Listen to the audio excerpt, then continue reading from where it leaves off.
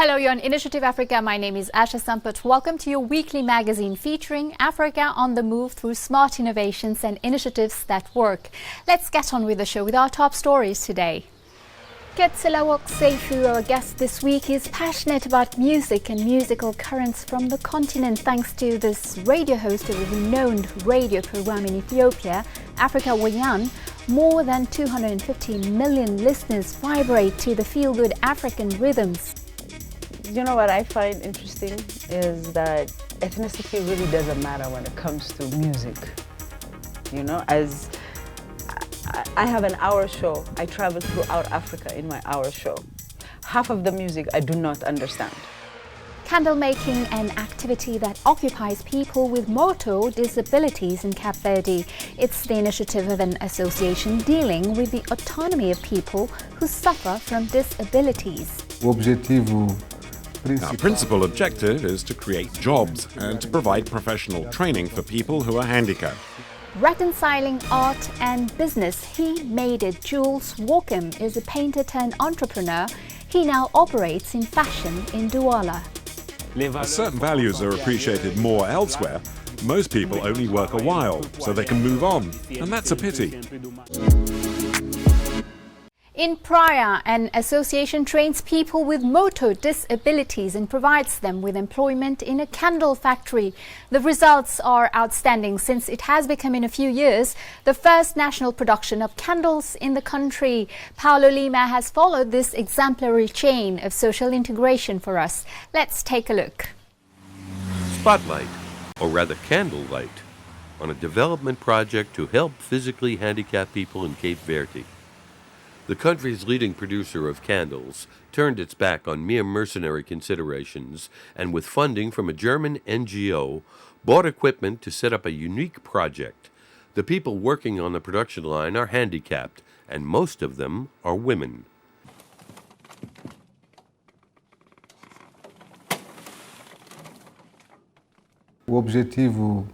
Our principal objective is to create jobs and to provide professional training for people who are handicapped. We work mainly with handicapped women, as it is even harder for them to fit in economically and socially in our country. We are also trying to give a positive image of the handicapped person in the world of work.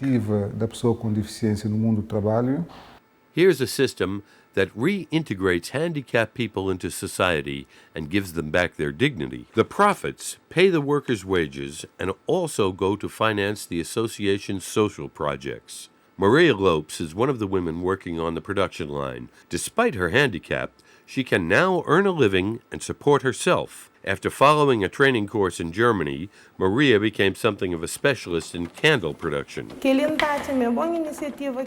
I think it's a fine initiative. I often tried unsuccessfully to find work. Then I went to see the president of the Cape Verde Handicapped Association and was immediately accepted to participate in the training program. After that, I found work here in the center. I feel very happy.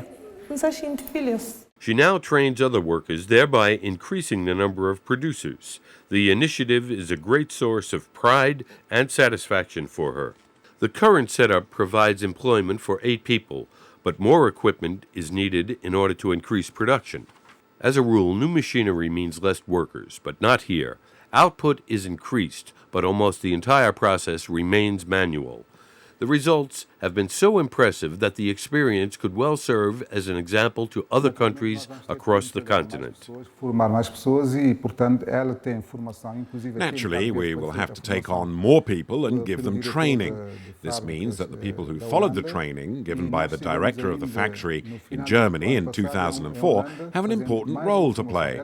We would like to work with other Portuguese-speaking nations, such as Angola, Guinea-Bissau, Sao Tome and Mozambique. We are ready to welcome people from these countries and provide them with training.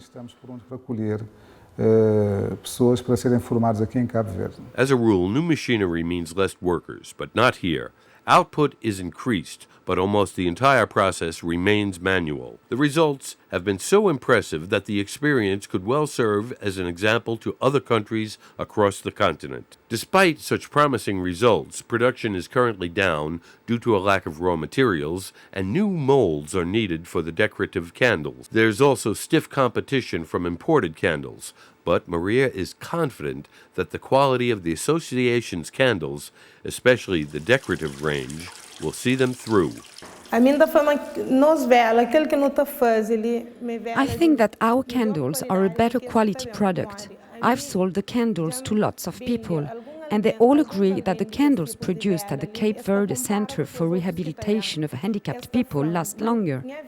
The problem is that people tend to have more faith in importing goods, but I guarantee you that we produce excellent quality candles.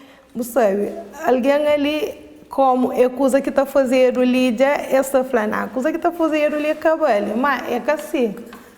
Motivated by the progress it has already made, the center is now planning to produce liquid soap. The association already has equipment offered by a German NGO, but new partners are needed if the association is going to be able to successfully increase output and diversify. It's significant that the association has developed its project almost entirely without the help of national institutions. We need partners to help the association expand and take on more people. We also need to diversify our range of products. We aim to satisfy local demand, because imported products cannot. To distribute its products, the association has opened its own boutique, employing handicapped people. Their main objective is to obtain a larger share of the market, to produce more, and create new employment opportunities, and maybe one day to snuff out the import market as well. If they are to succeed in increasing output and providing more jobs, they are going to need more equipment. A little more incentive and a certain amount of protection from the state would be more than welcome. Then the handicapped citizens of Cape Verde would no longer have to subsist like so many candles in the world. As I mentioned earlier, our guest of this week is an Ethiopian radio host, a Pan-African advocate, determined to bring countries and cultures of the continent together through music. Her radio show, Africa Weyan, highlights all repertoires from Morocco to South Africa, as well as the musical sounds of Mali. She revealed her passion and the goals behind her approach to our correspondent, Kumera Gemeshu. So, Candlelight, you host a weekly radio program on African music from Addis Ababa. How did it start? And tell us a bit about your programs and how the show is doing. Okay, my name is Candlelight. I'm a weekly radio host of a program called Africa, which has started 12 years ago. It started because of a need within the capital city of Addis Ababa. The need for African music and African news, African information, anything on Africa, that is. So a friend of mine that had moved here 12 years ago, whose name is Jorga Masfin, actually started the program. He started with Shaggar FM, which was also started 12 years ago. So we all started together. He ran it for like 3 months, and then my husband, who's another musician, Tedros Aklilu, took over for another 3 months. And then when he went back to the States, I took over. And since then, I've been running the show for the last 12 years. Basically, it's more or less music on Africa. And then now and then, we try to put in a little bit more information, cultural, news, history, outside of the music. But it's fully a musical show. It's an entertainment show. The program also broadcasts cultural information about Africa. Is it something common or not really? I mean, which did not exist before you started? Actually, yeah, it is new. It was a fairly new show, new format, new style, I should say. But before our show, there wasn't any other program that was actually focusing on Africa. And I think to us, that was a big deal because, granted, we are an African country. So I do believe the news and the music, if we hear something from our own, we have similarities. So, your show highlights Africa as a continent, one Africa. But there is also a reality in multiple ethnic groups on the continent. Do you think that music is a factor of unity for all the people of Africa? You know what I find interesting is that ethnicity really doesn't matter when it comes to music. As I have an hour show, I travel throughout Africa in my hour show. Half of the music I do not understand. The only reason why I play it is because it touches me. And I guess that's what music does. It touches us in a way where we don't think of all the other outside things that are surrounding ethnicity, borders, all of that thing. It squashes all of that. So I would say music is a very good way to actually, how do you say it? Exactly, to bring people together. Exactly. How does your audience perceive the different African music styles? Do they have marked preferences? Yes, yes, they do. You see, we don't get the opportunity to listen to African music in the way I present it. Because, when you're listening, when you're at home and you listen to music, there might be like a certain style or a certain genre that you would listen to. When it comes to Afrikawian program, you would listen to anywhere from reggae to soukous, and then you come to Ethiopia, chichika, and then we just go around. So we are able to hear all the different styles Africa actually has to offer us, which is a very, very broad, very wide, very wide. Musically, we are gifted. We are so gifted. But I do remember when I first started, I loved Mali music. I still love Mali music. So I used to play a lot of Malian. And I noticed throughout the years, when I don't play any Malian music, my audience actually asks me to play Malian music. They always say, you first started with that, and now you're neglecting, you're not, giving us any Malian music. But Mali is very close to our heart, I do believe. So my audience does love Malian music. Why? Because it actually, I do believe the reason why we like it is because it resembles ours. The way we sing, the way we play is kind of like ours. The first entertainer that I actually brought when I first started doing concerts in Ethiopia was a Malian artist. And it was him and Ethiopian artists. So we actually combined the two and had a beautiful, beautiful fusion between the Malian and the Ethiopian artists. So we put a masinko, kabaro, with his traditional instruments, and it was very nice. It goes very well together. Has it influenced you? No, it didn't influence me. It just made me understand that musically, as a musician, any musician could play with any musician from anywhere in the world. And when it comes to Africa, because I do that, and I've done it 5 times, where we bring in artists from another African country with Ethiopian artists, and they blend beautifully. Another one that we actually brought was Moroccan. That was also unbelievable with us. It worked beautifully, it fuses beautifully together. You are on Initiative Africa. Welcome back to the second part of our program this week. Living from one's art is not always easy in Africa. Can we really reconcile art and business? Cameroonian artist Jules Wokem has managed to solve this seemingly impossible equation by putting all of his talents to make a name for himself. From interior design to painting, he has built his fame today in fashion. Our journalist Eloa Bella met with him. Since his first steps at the Bafoussam Technical High in West Cameroon, Jules Wokem has come a long way. He's developed into a unique and multi-talented artist. The artist, who is now a battle-hardened businessman, started painting around 1990. His work was a great success in artistic circles. Jules Waucam est à la fois plasticien, c'est-à-dire qu'il crée des œuvres de peinture notamment, mais c'est aussi Jules Waucam is a visual artist who paints for the most part, but he also works on design, working both on furniture design and street furniture design.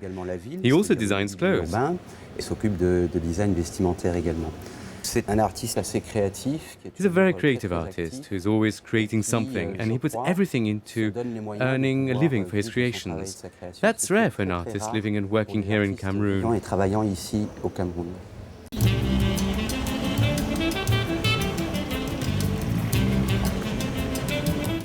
The young painter and the Cite soon found himself head of design in a furniture company, a collaboration that lasted 6 years. His ex-boss has fond memories of his former designer and his creative flair. C'est quelqu'un de, je dirais, de talentueux. I would say he's a very talented man. I think he's proved that by his ability to explore several ideas simultaneously. He's progressed a lot since I first knew him. He has an extra dimension, and that's a good thing. I'm pretty proud of what he's done. Determined to seek out other challenges, Jules Waucam left Eben to stand on his own 2 feet. With a reputation as a painter, then furniture designer, Jules threw himself into a completely different field, the sensual and feminine world of fashion. He founded Tomai, his own ready-to-wear label. His inaugural collection was baptized Bandiagara, after the emblematic site in Mali. The second was Family Chic, and was the confirmation that Jules Waucam was indeed a talented designer. His contemporaries were suitably impressed. La tendance n'est pas ni africaine.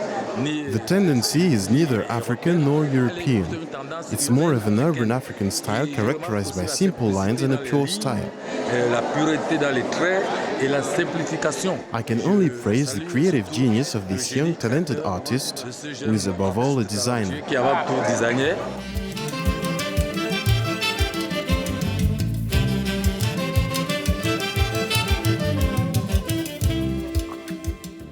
To give his collection maximum visibility, he has thought of everything, especially distribution. Thanks to a reliable partnership, the Tomai brand is showcased at Eveka, a perfume and cosmetics store in the Douala business area. Demand is quite high, and there are collections that only appear in 1 or 2 models. The clients often prefer them, but it can be a while before the collections come back around. Despite all this, our supplier makes every effort to satisfy the clientele. A true success story, but Jules doesn't let that go to his head. Yet when the subject turns to the fate of designers in Cameroon, his tone changes. As certain values are appreciated more elsewhere, most people only work a while, so they can move on, and that's a pity. As far as Cameroon goes, I have the feeling we've been going round in circles for years. We don't see any new designers coming up because there's nowhere for them to display their work. While Jules is not completely overwhelmed, he still maintains that the sector deserves better. There still aren't any real design schools to train people. Maybe when things start moving, there will be schools as well. Jules Waucam is a complete artist making a living from his art. Whether you're a connoisseur or a total novice, you cannot help being fascinated by the ease with which he switches from painting to fashion to design and back. Jules still knows where his talent lies. In my paintings, there are lots of things that are really objects from the designs I make. First comes design. Painting is a bonus. This means I can appreciate color and form in a different way. I think it is this added value that people appreciate in my work. This is because I have a variety of techniques, and it's why I can produce work that is not what a designer would normally create. When I design clothes, for example, or furniture, it's not what a straightforward designer who makes furniture would produce. You can tell that I have several different approaches. His design studio, or should I say his control tower, is organized chaos. It's his dream factory and where he comes to think. The prototypes of his next clothes collections will start live here. Jules gives us a scoop, hinting that the next designs will refer to the Black diaspora. The theme will be New Orleans. It will be about the Black diaspora, something along those lines.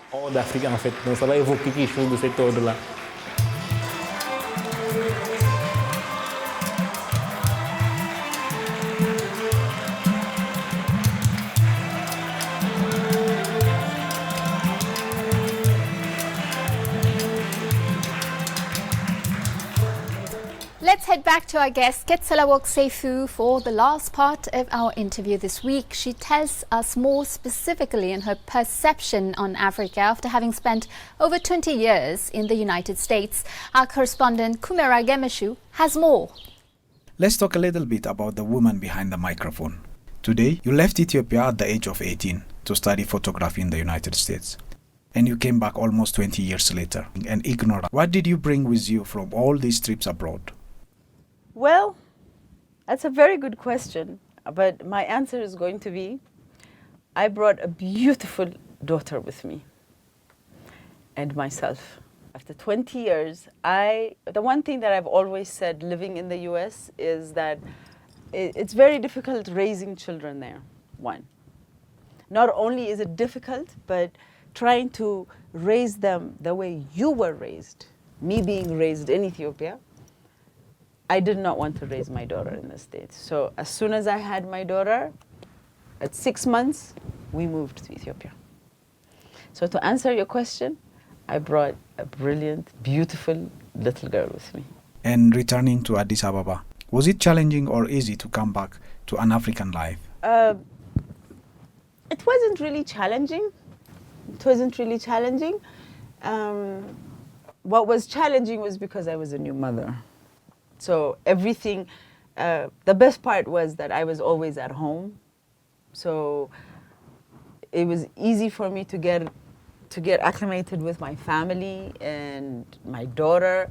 But when it comes to going outside of the house, it was different.